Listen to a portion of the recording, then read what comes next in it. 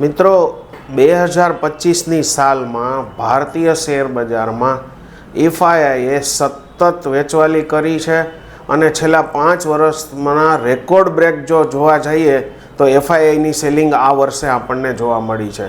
એટલે એફઆઈઆઈ સતત ભારતીય શેર બજારમાંથી નાણાં પરત લઈ રહ્યું છે, રોકાણ પાછું લઈ રહ્યું છે.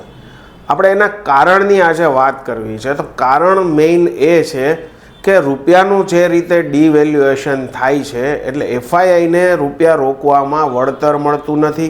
ઘણી વખત શેરમાં રોકાણમાં પૈસા મળે છે, વળતર મળે છે, પરંતુ એ રૂપિયાના ડિવેલ્યુએશનમાં એ નફો એનો ધોવાઈ જાય છે. દાખલા તરીકે આપણે કોઈ પણ એક કંપની એક્સ કંપનીના શેર એફઆઈઆઈએ 5 વર્ષ પહેલાં 78 રૂપિયામાં લીધા છે. 100 શેર લીધા છે 7800 રૂપિયામાં. ડોલરનો ભાવ ત્યારે 78 રૂપિયા હતો, એટલે કે $100 100 શેર એને મળ્યા છે. આજે એ કંપનીના શેરોનો ભાવ સપોઝ 91 રૂપિયા પણ હોય ને તો એને 13 રૂપિયા નફો થાય છે, પરંતુ રૂપિયામાં ડોલરનું કન્વર્ઝન કરવામાં એને 91 રૂપિયા લેખે 100 શેરના 9100 રૂપિયા મળે છે.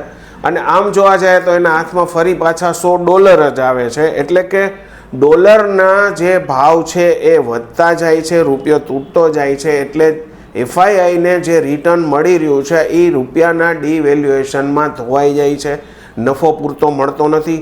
સામાન્ય રીતે જોવા જાય તો શેરના ભાવ વધતા હોવા છતાં પણ જો રિટર્ન ન મળતું હોય તો અમુક કિસ્સામાં તો એવું થાય છે કે શેરના ભાવો પણ વધતા નથી અને ડોલરનું રોકાણ કરેલું હોય છે એ ડોલરમાં રૂપાંતરિત કરવા જવામાં એને રૂપિયાના ડિવેલ્યુએશનનો લોસ સહન કરવાનો આવે છે. એટલે એફઆઈઆઈ છેલ્લા ઘણા સમયથી શેરોમાં વેચાણ કરી રહી છે.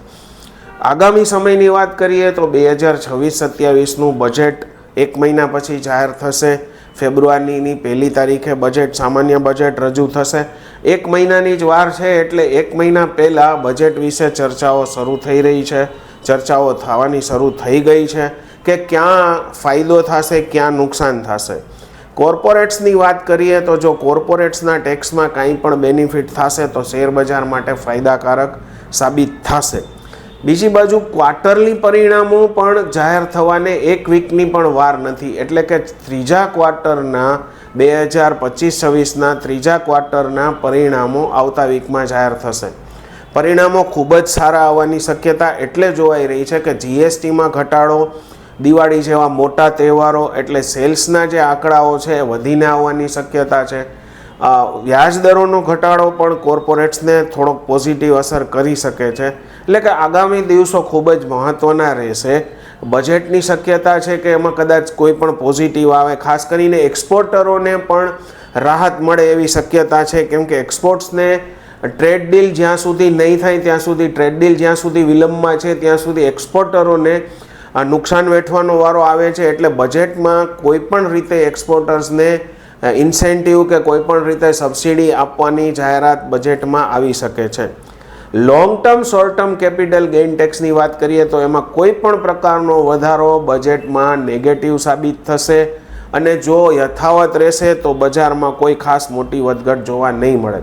પરંતુ કદાચ પણ એવી શક્યતા ઊંડે રહે કે કોઈ પણ રીતે ઘટાડો આવે, એસટીટીમાં આવે, લોંગ ટર્મ કેપિટલ ગેઇનમાં આવે, શોર્ટ ટર્મ કેપિટલ ગેઇનમાં આવે તો બજારમાં ઉછાળો જોવા મળે. પરંતુ ટેક્સના ઘટાડાની શક્યતા ખૂબ જ ઓછી છે, વધારાની શક્યતા પૂરેપૂરી છે.